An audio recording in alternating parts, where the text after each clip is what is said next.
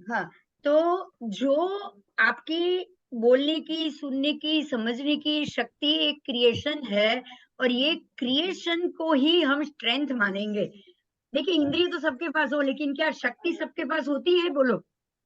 नहीं, नहीं कई लोग नहीं। आँखें हैं लेकिन देख नहीं सकते, मतलब शक्ति नहीं है हाँ, उनमें। एक्टिव, इनएक्टिव भी बहुत हुँ, इम्पोर्टेंट है, बराबर?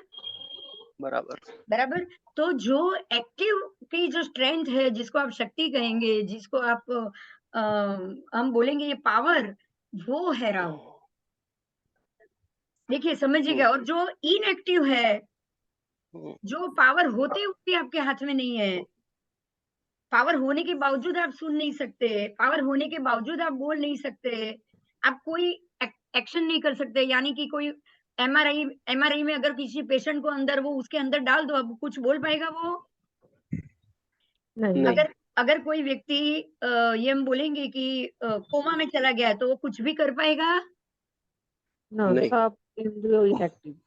तो नहीं, तो ये इनएक्टिव इनएक्टिव होगा। इनएक्टिव पोज़ हुआ ना, वो हुआ केतु। ओके, क्लियर हुआ? हुँ, यस। देखिए अब ध्यान से सुनिए, केतु को अध्यात्म से जोड़ा है, राहु को नहीं जोड़ा है। हम्म क्यों? क्यों? क्योंकि जभी भी आप अध्यात्म में चले जाते हो, ध्यान में बैठोगे सबसे पहले हम्म आप सभी अपनी इंद्रियों को सारी शांत करना पड़ेगा।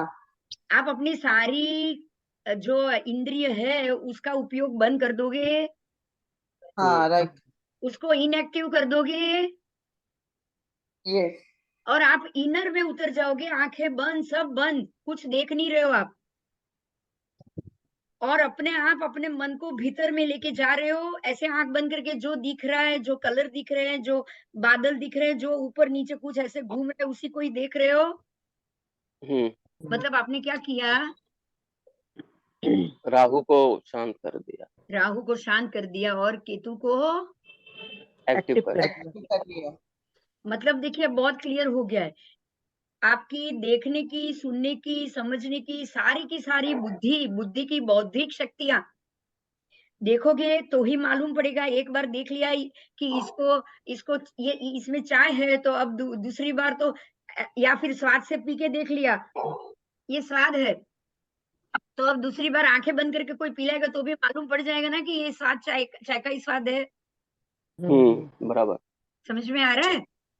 हुँ, तो हाँ, देख मामी રેડી રાખી છે જો તો યાશુ બેટા આને ફાઇલ આપી દે ને દવાનું ફોલ્ડર ને ફાઇલ જા તું કઈ પણ હોય તો આવજા કર હં દીકરા અને તરત ફોન કર મામીને કે મને जब तक हमारी शक्तियाँ जागृत है तब तक राहु उसको कब्जे में कर रहा है और जब हमारी सारी शक्तियाँ सो जाएगी सुषुप्त हो जाएगी, हमने सुषुप्ता उसको अवस्था सुला होती दिया तो हमारे है। ऊपर केतु कमांड करेगा। क्लियर हुआ? हाँ हुँ, यस। क्लियर? अब इसमें कोई क्वेश्चन नहीं। नहीं। नहीं है ना? एक एक बिल्कुल। क्वेश्चन है, एक क्वेश्चन है। हाँ, राहु को खुश कैसे करने का? वो तो बाद में, पहले उसकी शक्तियाँ को तो जानो। अच्छा तो जिस अच्छा। उसका बिंदु मैम, देखिए देखिए एक एक बात एक बोलूँ मैं, आज तक आपको हाँ पता ही जी। नहीं वो क्या काम कर रहे हैं, कैसे खुश करोगे? चलो। अच्छा। देखो बिंदु मैम का अ, काम है बिंदु मैम का काम है ज्योतिष पढ़ाना। आप क्लास में आ जाओगे तो बिंदु मैम कैसी खुश हो जाएगी? तो हाँ, तो बिंदु मैम को खुश करना होगा तो क्या करोगे? क्लास में आओगे ना? जवाब दोगे ना? बिल्कुल। हाँ राहु हाँ को हाँ। खुश करना है, उसका मंत्र जाप करेंगे ना। मंत्र जाप से देखिए एक बात समझिए, कुछ नहीं होता मंत्र है। जाप से राहु कितना खुश होगा? चलो। नहीं, पर किससे सबसे एक ज्यादा एक खुश होता है? क्वेश्चन है मैम, बिंदु मैम, एक क्वेश्चन है उसी से रिलेटेड, अभी जो आपने करवाया कि हुँ, फॉर एग्जांपल हम ध्यान में बैठते हैं हुँ। और राहु बोलते हैं आप शांत होते हैं, मगर ध्यान में बैठने के बाद भी मन अप एंड डाउन तो होता ही रहता है, कोई ना कोई विचार तो आता ही रहता है, भले उसको हम इग्नोर करें। तो करो ना, आपको प्रैक्टिस करनी है। आज 5 मिनट, आज 1 मिनट शांत बिना विचार रहे, कल 2 मिनट रहो, परसों 3 मिनट तक रहोगे। हाँ, आपको प्रैक्टिस पर प्रैक्टिस। करनी है जैसे भई। सांस, नहीं वो बात सही है, सांस आती जाती है, सांस पे बोलते हैं ध्यान देते हैं, या कुछ भी है या एकदम शांत, मगर फिर भी कुछ ना कुछ तो भले वो बहुत बुरा नहीं या मीडियम नहीं या अच्छा है, मगर वो भी चलता ही रहता है। अरे हाँ, इसका आपको मतलब है कि आपको राहु कंट्रोल नहीं हो पा रहा है। बस आपको प्रैक्टिस करनी है। आप राहु का कब्जा इतना ज्यादा होता है सबके ऊपर, आप जितना ध्यान में जाने की कोशिश करोगे ना, आप केतु को सरेंडर होगे तो राहु खड़ा हो जाएगा, अरे तू मेरे को कैसे इग्नोर कर सकती। समझ में आ राइट रहा है? राइट। हाँ और जैसे ही आप उसी की तरफ जाओगे तो केतु तो शांत बैठा रहेगा। हाँ केतु आपको धमकाने नहीं आएगा। केतु बोल रहा है ठीक है, देख देख तू देखती जा, तू सुनती जा, तू सोचती जा, जब तेरा देखना सोचना बंद हो जाएगा तब मैं आऊंगा। भगवान क्या कर रहे हैं बताओ? अध्यात्म क्या कर रहा है? भगवान क्या कर रहे हैं? तेरे को जितने पाप करने इतना कर। जब अकल आ जाए और बोले कि भाई मेरे से बहुत हो गया, अब तू मुझे यहाँ के ले जा, तो मैं ऐसा कहते कि नहीं भगवान? राहु भगवान अपनी तरफ खींचता है, केतु अपने से दूर रखता है। आप राहु की तरफ खींचे गए ना तो अपने आप केतु से दूर हो गए, समझ लो। आप अगर और इंद्रिय के काबू में आ गए ना तो अध्यात्म से अपने आप दूर हो गए आप। समझ में क्योंकि आई बात? सांसारिक चीजों की तरफ तो हम लोग अपने आप ही खींचे चले जाते हैं, लेकिन अध्यात्म की तरफ जाने के लिए हमको काफी जोर लगाना पड़ता मेहनत है, करनी पड़ेगी। मेहनत करनी मेहनत पड़ती करनी पड़ेगी। मेहनत करनी पड़ेगी अध्यात्म की तरफ जाने के लिए। और जो मोक्ष मोक्ष मांगते रहते हैं ना, मेरे को मोक्ष चाहिए, मोक्ष चाहिए। है। नहीं नहीं, वो तो मिलता नहीं है वैसे। नहीं नहीं, सुनिए, पहले सुनिए। मोक्ष मिलेगा तो कब मिलेगा, कैसे मिलेगा पता है? बिल्कुल राहु को जीरो करना पड़ेगा।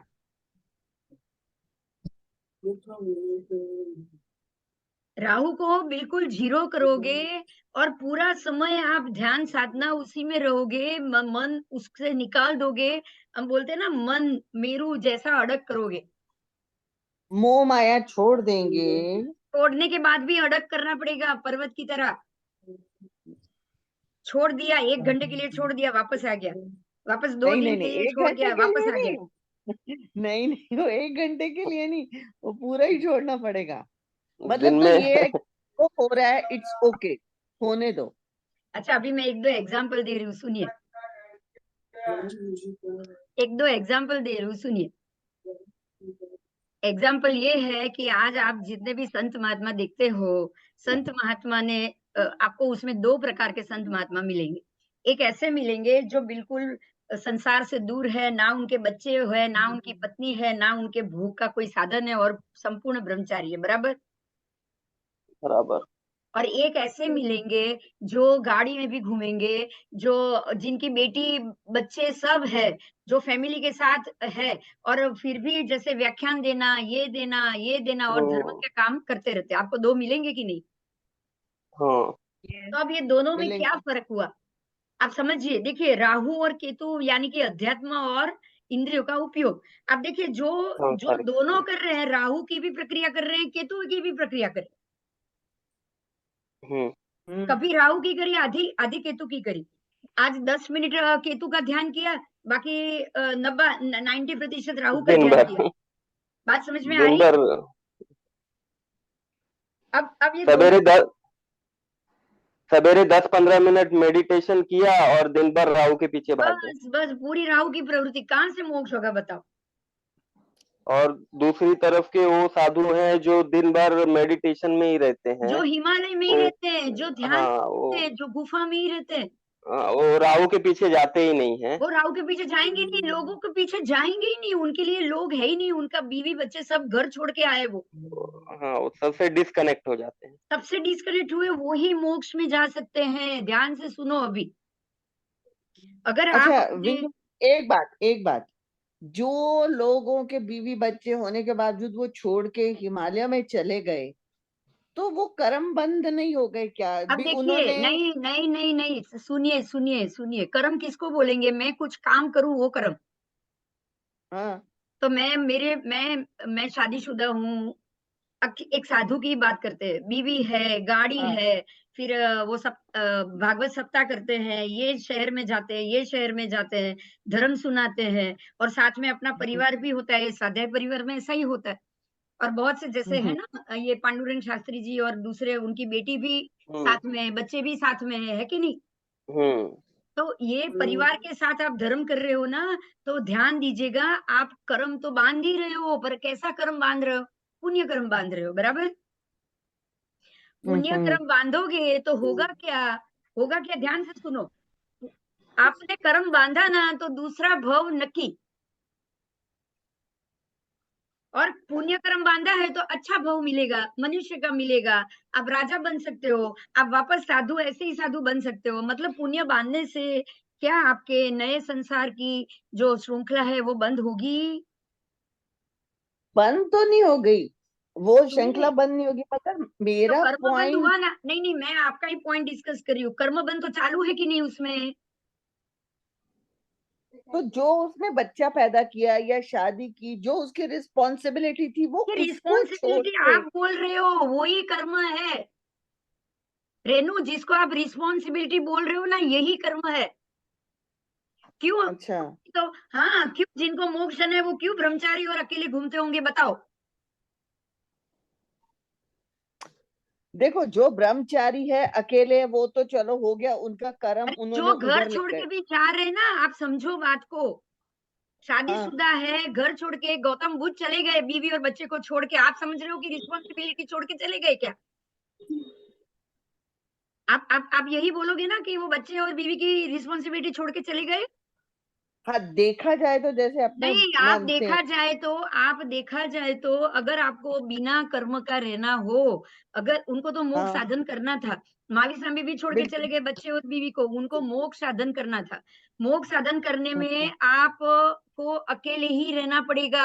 आप अगर रिस्पॉन्सिबिलिटी पूरी करके सारा कर्म करोगे ना, तो वापस वही अब जन्म, वही कर्म बंधन। कर्म रिस्पॉन्सिबिलिटी का दूसरा नाम ही कर्म बंधन है।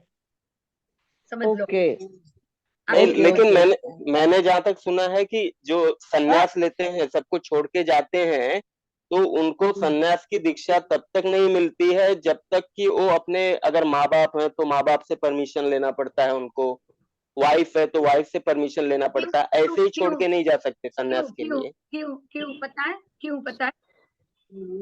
आप परमिशन लेके आए, उन्होंने हाँ मर्जी से बोल दिया, मतलब उन्होंने आपसे नाता मर्जी से तोड़ दिया, राइट? हाँ, तो अब वो कर्म बंधन खत्म हुआ। अगर वो मर्जी से नहीं तोड़ रहे हो, आप घर से भाग रहे हो और वो दुखी हो 15 साल तक, तो वो कर्म बंधन तो चालू है आपका। अच्छा, हाँ, हाँ, राइट। आप लेकिन समझो। तभी उनको दीक्षा नहीं मिलती है सन्यास की। नहीं, दीक्षा नहीं देंगे वो, क्योंकि वो आपका कर्म बंधन चालू है, आपका मोक्ष वैसे भी नहीं होगा, हाँ, परिवार को दुखी नहीं कर हाँ, सकते हो।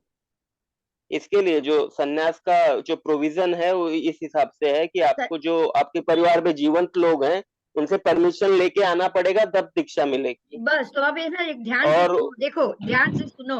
आज अगर गौतम बुद्ध और महावीर स्वामी को अगर संसार छोड़ के मोक्ष चाहिए, तो बिना परिवार तो उनका जन्म होगा ही नहीं, ये तो 100% बात है। नहीं, किसी का भी जन्म बिना परिवार का तो होता नहीं है। तो अगर आप परिवार की रिस्पॉन्सिबिलिटी लिए बैठे रहो तो मोक्ष कहाँ से जा पाओगे? ये भी तो सोचो रे। अगर आप परिवार की रिस्पॉन्सिबिलिटी को ही अगर प्रायोरिटी दोगे, तो फिर आपको वापस वही वही रिस्पॉन्सिबिलिटी निभाओ, अगले जन्म में वापस वही रिस्पॉन्सिबिलिटी निभाओ, तो मोक्ष कहाँ से होगा बताओ? कर्म करते रहना ही कर्म बंधन है। आप कोई भी काम चालू रख रहे हो, वो कर्म बंधन हुआ। और कर्म बंधन से मुक्ति चाहिए तो आपको सारे संसारी कार्य, संसारी संबंध सबको जीरो करना पड़ेगा। बराबर? हाँ बराबर। मैम, बराबर। तो अब जब आप सारे कर्म मैडम ये तो जीरो, फिलोसफी की फिलोसॉफिकल बातें वो भी। हाँ तो ये वही हाँ, तो मैडम बराबर। फिलोसफी राहु में केतु, हम लोग अपने टॉपिक से अलग हो गए। राहु केतु हम्म, कंप्लीटली फिलोसोफर है, फिलोसॉफी है। अभी फिलोसफी। और वापस ये आ भी जानना बंद हो। जरूरी था ना, ये भी तो जानना जरूरी था नहीं नहीं, सब। जरूरी है, राहु केतु को जानने के लिए ये सब जानना पड़ेगा। हाँ, अभी 4 मिनट बाकी है, वापस आ जाओ, क्योंकि मुझे तो जब तक हॉस्पिटल से फोन नहीं आएगा मैं नहीं जाऊंगी। चले। ठीक है? तो आप वापस आ जाना। आज ये हो सके तो मैं राहु केतु का टॉपिक हो सके उतना डिस्कस करना कंप्लीट चाहती हो जाएगा। हूँ। आप एक चीज समझिए, मेरी एक बात समझिए कि राहु केतु अल्टीमेट है। इसके ऊपर कुछ नहीं है, हम्म, क्योंकि सारी की सारी ग्रह माला में सत्ता ही उसके हाथ में है। अगर अगर अगर राहु राहु बलवान ना हो तो आपको एक भी इंद्रिय नहीं मिलेगी, आपको कोई सेंस नहीं मिलेगी, आप ऐसे ही डेड बॉडी की तरह रहोगे, चलेगा? नहीं, बोलो। वो तो फायदा ही नहीं है। देखो एक बात अच्छा ना, समझो, बोलो ना। सबसे महत्वपूर्ण बात समझो, मैं इंद्रियों को अपने आप मर्जी से छोड़ू और मुझे एक भी इंद्रिय ना मिले, दोनों में फर्क है कि नहीं? है, दोनों का बिल्कुल। मतलब तो एक ही हुआ ना, कि आपने राहु को छोड़ दिया, बराबर? और अच्छा, अगर मुझे एक भी जो एक इंसान, हाँ, एक इंसान जो रिस्पॉन्सिबिलिटी नहीं लेना चाहता फिर भी उसके ऊपर जबरदस्ती आती है, उसका क्या है फिर? अरे तो देखिए, हर एक चीज वो भी आप अगर आपका मोक्ष नहीं है दूसरे भव में उसी के साथ रह के, क्योंकि मैंने अगर आपके मन में देखिए, वो अगर दीक्षा ले लेता है, उसकी फैमिली डिस्टर्ब होती है, तो उसको अगले जन्म में आके वो जो कर्म उसकी फैमिली ने बांधा है ना, उसको चुकता करना वो ही पूरा पड़ेगा, करना पड़ा ही, राइट। पड़ेगा ही पड़ेगा। इसीलिए फैमिली की मर्जी से ही दीक्षा दी जाती है। वो जैन धर्म में आप यही ये है। टॉपिक से भी नहीं, बाहर आ वो जाओ रेनू, सब ये टॉपिक से बाहर आ जाओ हिंदू धर्म मेरी। में भी वही है प्रोविजन। हाँ ये मैडम, इस टॉपिक से बाहर आइए। हाँ रेनू, आप ये टॉपिक से बाहर आओ, क्योंकि ये डिस्कशन हो चुका है, मेरे हिसाब से आपको समझ में आ गया है। हम्म। रिस्पॉन्सिबिलिटी खत्म किए बगैर आपको कुछ नहीं करना है, इसलिए और पहले खत्म, के जमाने में वो संन्यास आश्रम होता था ना, जब आप हाँ अपने होता सारे था। कर्म निभा देते थे तो उसके बाद संन्यास आश्रम शुरू होता था। संन्यास आश्रम 25 साल तक तो होता था, लेकिन वानप्रस्थ हाँ, आश्रम होता था उसके बाद। हाँ, और सॉरी। आप देखो, सारे राजा थे ना, सारे के सारे राजा अंतिम राजर्षि ही बने, सब ऋषि बने, हम्म सब ऋषि बने। जब उन्होंने अपने सारे कर्म कर लिए तो फिर बस उसके जैसे ही बाद वो बेटा वन बेटा में गादी चले गए। पे बेटा गादी पे आएगा, सब राजा वन में चले जाएंगे और ऋषि बन जाए। हम्म समझ तो में वो आ रहा है? सही एकदम होता था पहले। मतलब ये ऋषि बनना हम्म। हमारे लिए बहुत जरूरी है। बात क्लियर हो रही है? हम्म। नहीं, नहीं स्टिल नहीं नहीं अभी तो मेरे मेरे अभी वो अटका हुआ है एक बात। ठीक है, वो फिर कभी पूछूंगी आपसे नहीं, पूछ वो लीजिए, अभी बात। टॉपिक चल ही रहा है। हाँ, नहीं नहीं, फिर सब लोग बोल रहे हैं ना कि ये टॉपिक नहीं, तो नहीं, नहीं, दोबारा नहीं, बोल अभी दो वो अभी एक, टॉपिक चल रहा है तो सब कुछ है ना, फ्रेश है टॉपिक सबके है। दिमाग में, आप पूछ बोल सकते दो, हैं। फास्ट बोल दो, 1 मिनट ही हाँ बाकी, बोल दो। हाँ, मैं वो ही है, अगर राजा लोग भी होने के बाद जाते हैं, सब छोड़ते हैं, तो अपने जो जितने साल उन्होंने किए उसमें भी तो कर्म बंधन हो ही गया ना उनका। तो अरे फिर तो वो वो तो होने के राजा है, बाद उसके